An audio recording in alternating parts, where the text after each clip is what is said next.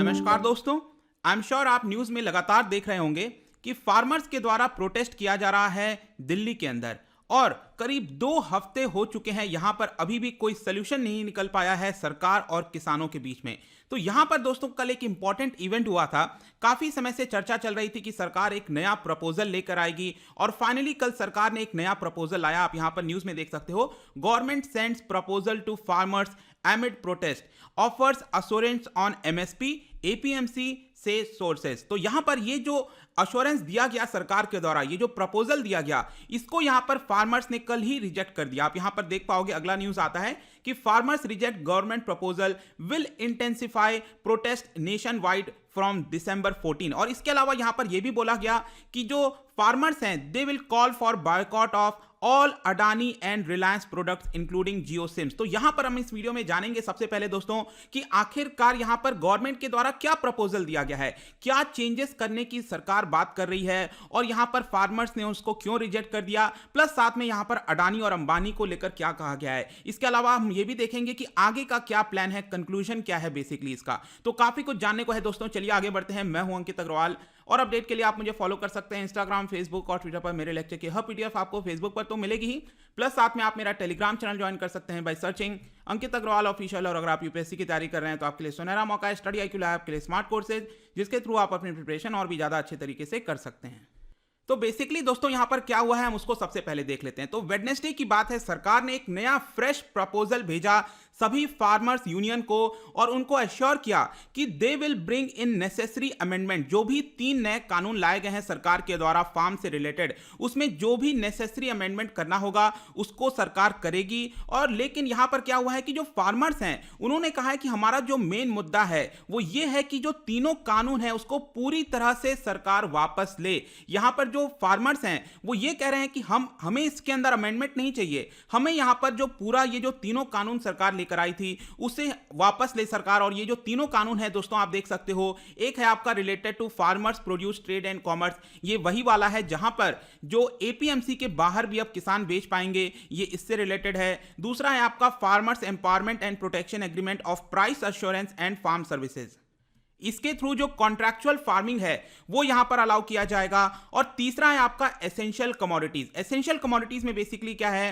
कि यहां पर पहले जो एक तरह से गेहूं हो गया, पैडी हो गया, इस तरह की चीजें एसेंशियल कमोडिटीज में डाल दी जाती थी, जिसकी वजह से जो ट्रेडर्स हैं वो वहां पर एक पर्टिकुलर लिमिट से ज्यादा स्टॉक नहीं कर पाते थे। अब वो स्टॉक की लिमिट हटाई जा रही है। तो ये बेसिकली 3 कानून है। तो यहां पर इस 3 कानून को वापस लेने की लगातार मांग उठ रही है। फार्मर्स जो हैं वो इस बात को मानने को तैयार नहीं है यहां पर कि कोई भी हमें जो अमेंडमेंट है वो स्वीकार नहीं है। और इसी को देखते हुए दोस्तों आपने देखा होगा पिछले कुछ समय से कई सारे राउंड्स ऑफ टॉक चले थे और यहां पर 6th राउंड ऑफ टॉक दोस्तों होना था, वापस से आज होना था, लेकिन अब ये कैंसिल कर दिया गया है क्योंकि कल वाला जो प्रपोजल सरकार लेकर आई थी उसको यहां पर फार्मर्स ने नकार दिया है। और इसको देखते हुए जो फार्मर्स हैं वो ये कह रहे हैं कि December 14 से जो हमारा प्रोटेस्ट है वो और भी ज्यादा इंटेंसिफाई होने वाला है क्योंकि सरकार हमारी बात नहीं सुन रही है। अब यहां पर सबसे बड़ा क्वेश्चन आता है कि यहां पर एप्रीहेंशंस क्या क्या था, किसानों का क्या कहना था जिसको लेकर सरकार ने नया प्रपोजल दिया है। मैं एक एक पॉइंट कर आपको यहां पर बताऊंगा। सबसे पहला पॉइंट आप देख सकते हैं दोस्तों, वो है आपका MSP को लेकर। जो फार्मर्स थे उनका यहां पर यह कहना था कि जो नए कानून लाए गए हैं इसकी वजह से आगे चलकर जो MSP का यहां पर फैसिलिटी मिलता है स्पेशली हरियाणा और पंजाब के किसानों को, क्योंकि ज्यादातर अगर आप देखोगे MSP देश भर में उतना लागू नहीं होता है, गेहूं और पैडी तक ही सीमित रहता है और वो भी ज्यादातर अगर आप देखें तो आपका पंजाब हो गया और हरियाणा तक ही आपको सीमित देखने को मिलेगा। तो यहां पर जो MSP है वो सरकार हटा देगी आगे चलकर, ये आपका एप्रीहेंशन था, डर है जो फार्मर्स हैं उनको। तो यहां पर सेंट्रल गवर्नमेंट का क्या कहना है? सेंट्रल गवर्नमेंट कह रही है कि हम इसको लिखित में देने के लिए तैयार हैं। अब देखिए इसमें प्रॉब्लम क्या है कि जो फार्मर्स हैं वो ये कह रहे हैं कि आप इसको कानून में बदल कर दीजिए। आपने कई सारी चीजें पहले भी कही थी जिससे आप मुकर गए हो, तो यहां पर लिखित से ज्यादा हमें ये जो कानून आपका लॉ के थ्रू चाहिए वो आप करके दीजिए। लेकिन सरकार यहां पर कह रही है कि लॉ में नहीं कर सकते, लेकिन हां एज एन एग्जीक्यूटिव बॉडी हम यहां पर रिटन एश्योरेंस देते हैं कि MSP को खत्म नहीं किया जाएगा।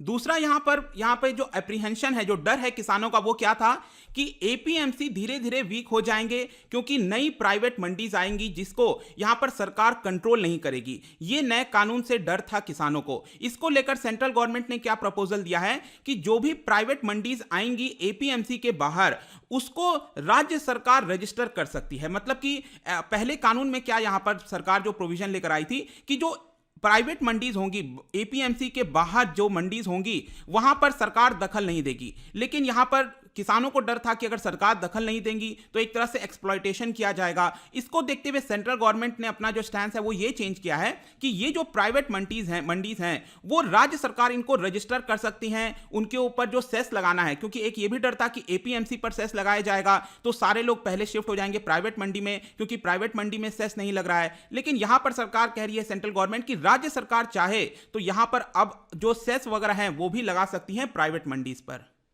तीसरा देखिए दोस्तों, यहां पर क्या डर था किसानों को। तीसरा यह था कि एपीएमसी के बाहर जो भी बायर्स होगा, जो भी किसान से खरीदेगा, वो रजिस्टर्ड नहीं होगा।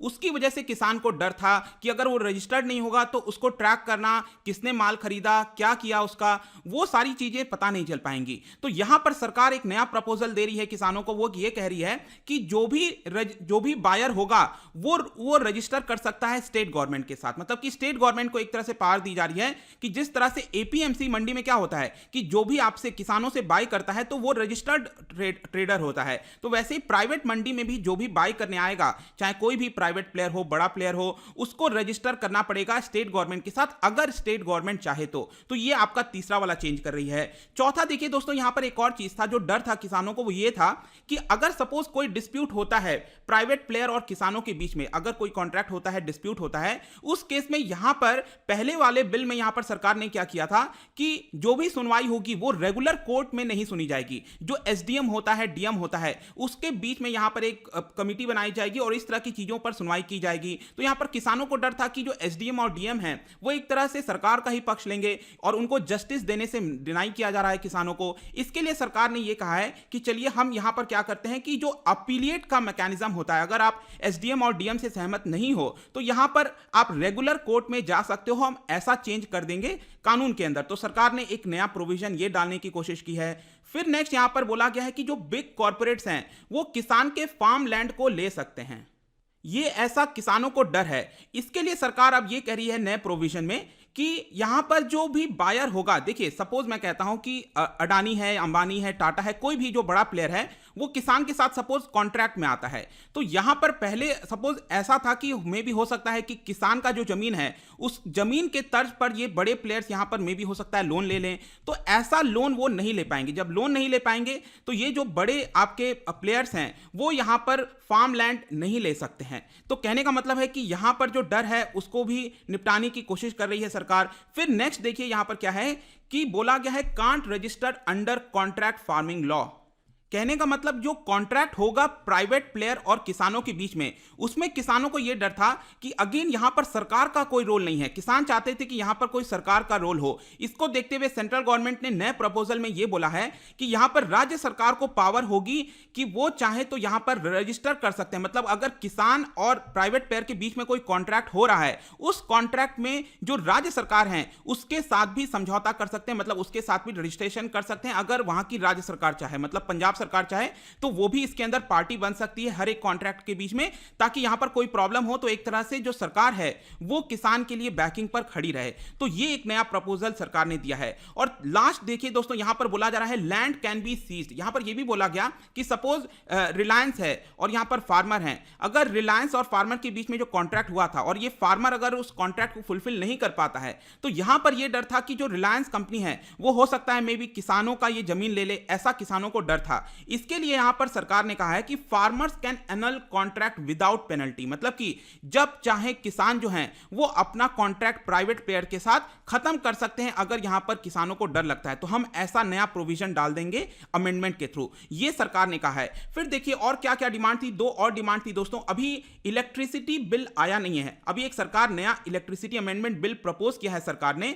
उसके तहत क्या होगा कि किसानों को डर है कि उनका जो इलेक्ट्रिसिटी का बिल है उसके प्राइसेस बढ़ सकते हैं। इसके लिए यहां पर सरकार का रिस्पॉन्स यह है कि जो भी टैरिफ का सब्सिडी है वो किसानों के लिए चेंज नहीं होगा। नए वाले इलेक्ट्रिसिटी अमेंडमेंट बिल में हम यहां पर अश्योरेंस देते हैं। फिर नेक्स्ट यहां पर देखिए क्या कहा गया है कि जो स्टबल बर्निंग को लेकर लगातार सवाल खड़े होते रहते हैं हरियाणा और पंजाब के किसानों पर, तो उनके ऊपर पेनल्टी लगाने का नया प्रोविजन सरकार लेकर आई थी ऑर्डिनेंस के थ्रू। एंड मुझे भी ऐसा लगता है कि बहुत ही गलत था, क्योंकि पेनल्टी लगाकर आप चीजों को नहीं कर सकते, आपको दूसरे मैकेनिज्म अपनाने पड़ेंगे। तो सरकार ने यह कहा है कि हम दूसरा एडिक्वेट रिजॉल्व लेकर आएंगे ताकि जो फार्मर्स के कंसर्न है स्टबल बर्निंग को लेकर हम उसमें चेंजेस ला सकें। तो ये नया प्रोविजन, ये नया प्रपोजल बेसिकली सरकार दे रही है किसानों को। लेकिन जैसा कि मैंने बताया कि जो फार्मर्स रिस्पॉन्स है, जब उन्होंने यहां पर जो संयुक्त किसान कमेटी है, ज्वाइंट फार्मर्स कमेटी है, जो यहां पर प्रोटेस्ट कर रहे हैं, सब एक साथ मिले और उन्होंने इस प्रपोजल को कंसीडर किया और सभी लोगों ने यहां पर डिसाइड किया कि जो फार्मर्स हैं वो सरकार के इस नए प्रपोजल को ठुकराते हैं, क्योंकि उनका कहना है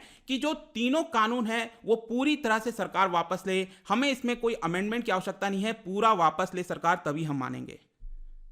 अब यहां पर नेक्स्ट क्या होने वाला है, तो देखिए यहां पर जब रिजेक्ट किया गया है फार्मर्स यूनियन के द्वारा, उन्होंने कहा है कि दिसंबर 14 से अगले 2-3 दिन बाद से यहां पर जितने भी फार्मर्स हैं, किसान हैं नॉर्थ इंडिया के, वो एक पूरा प्रोग्राम चलाएंगे जिसको कहा जाएगा दिल्ली चलो। तो सारे यूनियन जो हैं, सभी फार्मर्स लीडर ने अपील किया है नॉर्थ इंडिया के किसानों को कि दिल्ली चलो का जो मूवमेंट है वो आप सफल बनाइए। यहां पर दिल्ली की तरफ सभी जो किसान हैं नॉर्थ इंडिया के वो मार्च कर सकते हैं और यहां पर अलग अलग जो हिस्सों में यहां पर किसान हैं देश भर में, वो अपने अपने जिला में प्रोटेस्ट कर सकते हैं, ऐसा यहां पर फार्मर्स के द्वारा कहा गया। इसके अलावा कल के डेट में, दैट इज 12 दिसंबर को बोला जा रहा है किसानों के द्वारा कि जितने भी टोल प्लाजाज हैं, जो भी आपके देश के अंदर टोल लिया जाता है, उन सबको फ्री कर दिया जाएगा किसानों के द्वारा। इसके अलावा वो दिल्ली जयपुर हाईवे को ब्लॉक करेंगे, दिल्ली आगरा जो हाईवे है उसको भी ब्लॉक किया जाएगा कल के डेट में 12 दिसंबर को। और 14 दिसंबर को दिल्ली चलो का जो पूरा प्रोग्राम है, इसके तहत यहां पर जो डिस्ट्रिक्ट हेडक्वार्टर्स हैं उनको घेराव किया जाएगा, बीजेपी के जो डिस्ट्रिक्ट ऑफिसेज हैं उनको घेरने की कोशिश की जाएगी किसानों के द्वारा,